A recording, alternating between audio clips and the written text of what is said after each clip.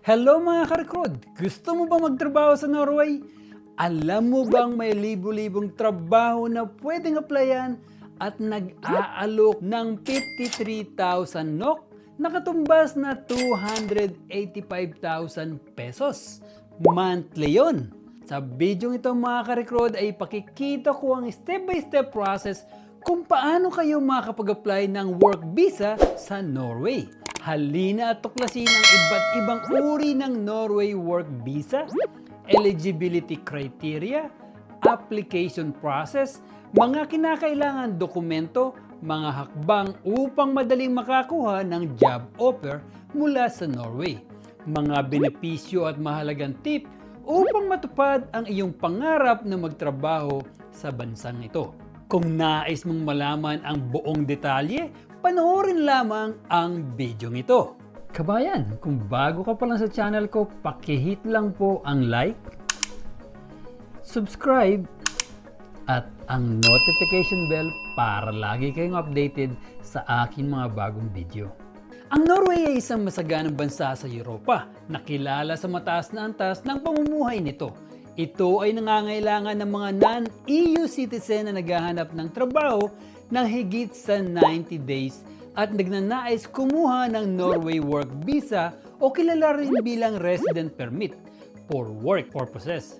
Upang makapanirahan at makapagtrabaho ka sa Norway, kailangan mo mag-apply ng Norway Work Visa. Bagamat tinatawag itong Work Visa, ang aktual mong ina-applyan ay isang Norwegian Residence Permit for work na nagpapahintulot sa iyo na manirahan at magtrabaho sa Norway ng legal.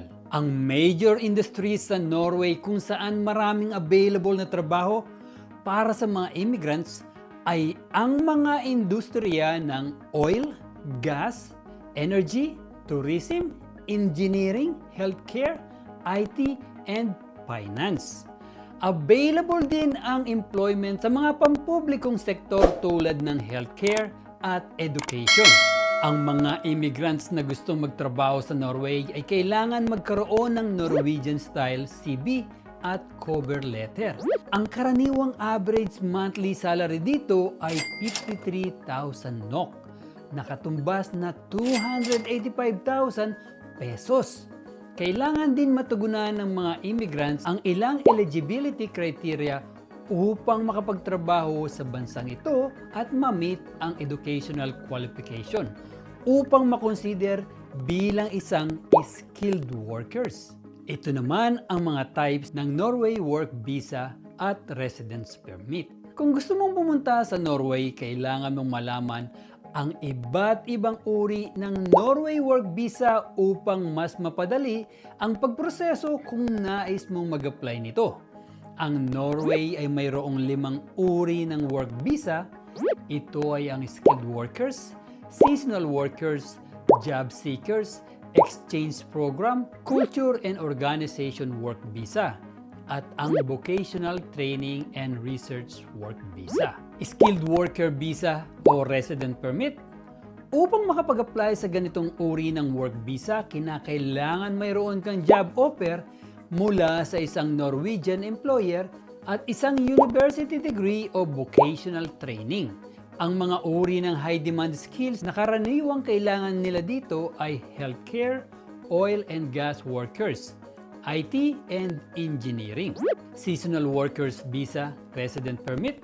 Ang seasonal workers ay mga manggagawang nagtatrabaho ng panandalian lang o kilala sa tawag na short-term period workers. Ang Norway ay ginagrant lamang ang seasonal worker permit sa sektor ng forestry, agriculture, fish processing, tourism industry, hotels, and restaurant. Kinakailangan na full-time ang pagtatrabaho sa buong pananatili mo sa Norway nang hindi nangangailangan ng anumang vocational training. Upang makapag-apply ng resident permit for seasonal worker, kailangan mong kumuha ng job offer mula sa isang employer sa Norway.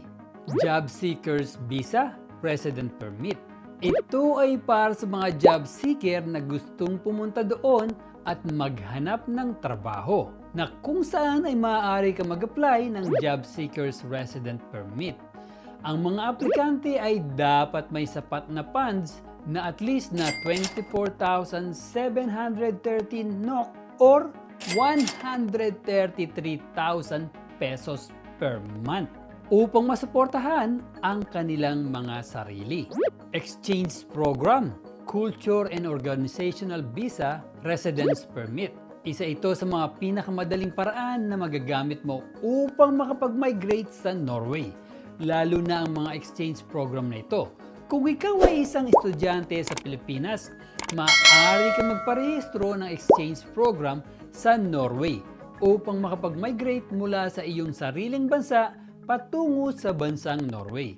Ang visa na ito ay available para sa mga artists, performers, musicians, and employees of humanitarian, non-profit religious organizations. Vocational Training and Research Visa, Residence Permit. Kung gusto mong matuto ng vocational skills tulad ng carpentry, plumbing, at iba pa, kailangan mo ng ganitong uri ng resting permit para sa iyong vocational training. Kabilang na rito ang permits for trainees and researchers. Tandaan na ang uri ng work permit nito ay nire-require kayo na mag-provide ng sarili ninyong funds sa pagpunta sa Norway. Ito naman ang step-by-step process kung paano mag-apply ng Norway Work Visa and Permit. Una, gumawa ng checklist ng mga requirements. Ang mga applicants ay kinakailangan i-compile ang lahat ng mga kailanganang requirements upang isubmit kasama ng kanilang Norway Work Visa application. Pangalawa, i-fill out ang application form. Ang applicants ay kinakailangan i-fill out ang visa application form na available online. Pangatlo, isubmit ang application form. Isubmit ang iyong visa application form kasama ang mga requirements sa pinakamalapit na Norwegian Embassy o Visa Application Center. Pang-apat, ipapadala ang application sa UDI. Ang Norwegian Embassy o Visa Application Center ay ipo-forward ang iyong visa application sa UDI. Ang UDI ay ang central agency ng Norwegian Immigration Administration. Kung gusto nyo naman mag-apply online, ito naman ang paraan. Kailangan mayroon kang offer mula sa Norwegian employer. Pagkatapos makakuha ng job offer, pumunta ka sa website na ito. Kinakailangan mo magpasya at i-identify kung anong type ng residence permit ang naayon sa trabaho na iyong nakuha. Sa website na ito, maaari kang pumili kung aling work visa ang iyong a-applyan. Ngayon naman ay pag-usapan natin ang eligibility criteria sa pag-apply ng Norway Work Visa. Mga karekrod, kailangan mong malaman ang eligibility criteria kung kwalipikado ka ba o hindi bago mag-apply ng Norway Work Visa.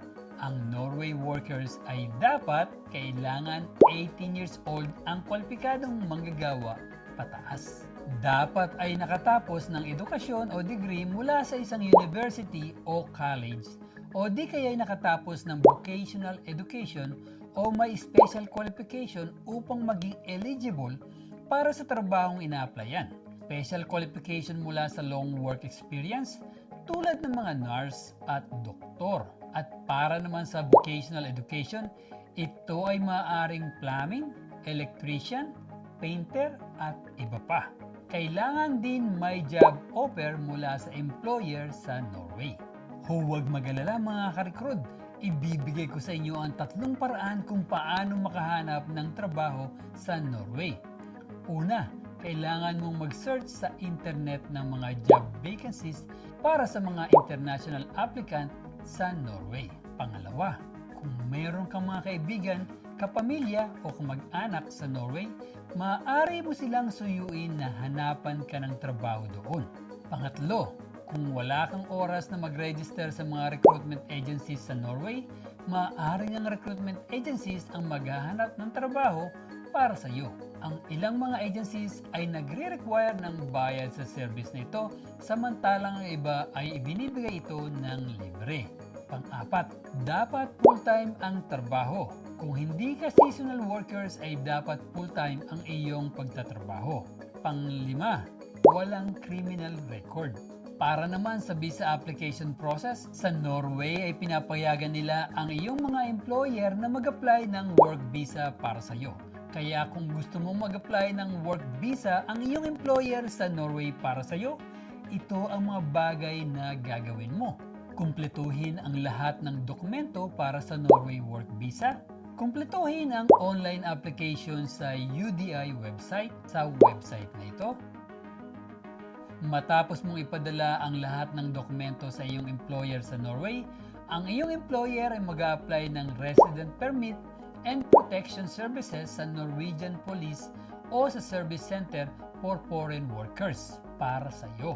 Ipapasa ng SUA ang iyong aplikasyon sa opisina ng UDI, ang Norwegian Directorate of Immigration o ang sentral na ahensya ng Norwegian Immigration Administration.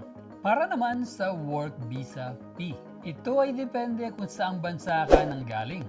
Ito ang mga updated fees para sa iba't ibang uri ng Norway work permits. 6,300 NOK, nakatumbas na 33,856 pesos para sa residence permit for work at sa renewal.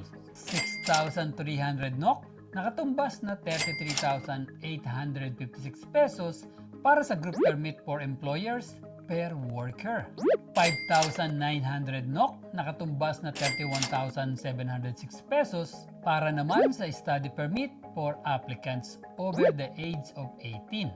At kapareho na rin ang renewals. Para naman sa study permit for applicants under age of 16, ito ay libre. 5,900 NOK, nakatumbas na 31,706 pesos para naman sa permit for researchers with own funds. Ang duration ng Norway work visa ay kapareho ng resident permit for work.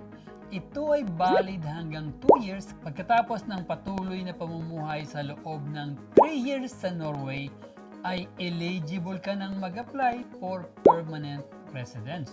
Mga karekrod, dumako naman tayo sa benefits na makukuha mo kapag nakapagtrabaho ka sa Norway. Una, working hours. 8 hours a day at 40 hours per week. At makakakuha ng 10 public holidays ayon sa Holiday Act ng Norway. Pangalawa, taxes and average salaries. Makakakuha ang mga empleyado ng average annual salary 636,619 NOK. Nakatumbas na 3,423,000 pesos. Pangatlo, healthcare and insurances. Maraming benepisyo ang kasama sa National Insurance Scheme. Covered ng scheme na ito ang work assessments allowance, sick pay, unemployment benefits, disability pension, healthcare allowance, at marami pa. Pang-apat, overtime. Ang overtime ay hindi maaari lumampas ng 10 oras per week at 25 hours for consecutive 4 weeks ayon sa Working Environment Act ng Norway. Ang minimum na overtime pay ay 40% na mas mataas sa normal hourly salary. Panglima, transport. Ang public transport sa Norway ay napaka-efficient at kabilang dito ang mga bus, ferry at train. Dahil dito ay mas madaling mag-navigate sa bansang Norway. Ayun lamang po mga karekrod. Salamat sa pagtutok sa ating video tungkol sa Norway Work Visa. Sana'y nahanap ninyo ang impormasyon na makakatulong sa inyo para makapag-apply at makahanap ng trabaho sa bansang Norway. Tandaan, sa bawat hakbang na ating tinatahak ay unti-unti nating naabot ang ating mga pangarap. Huwag mawala ng pag-asa kabayan. Patuloy na magsumikap at isabuhay ang determinasyon. Salamat sa panonood at kung nagustuhan po ninyo ang video ito, ay sigurado pong magugustuhan ninyo ang iba ko pang mga video. At kung may mga katanungan kayo tungkol sa ating napag-usapan, huwag po kayong mag-alangan na ilagay ang inyong mga katanungan sa comment section upang mabigyan po namin kayo ng kasagutan. Muli, palagi niyong tatandaan na dito sa Recruit ay prioridad namin ang inyong kaalaman tungo sa inyong kaunlaran. Paalam, kabayan! Para sa suggested video, pindutin po dito. Para sa napakagandang playlist, pindutin po dito. At paki-subscribe na rin po dito.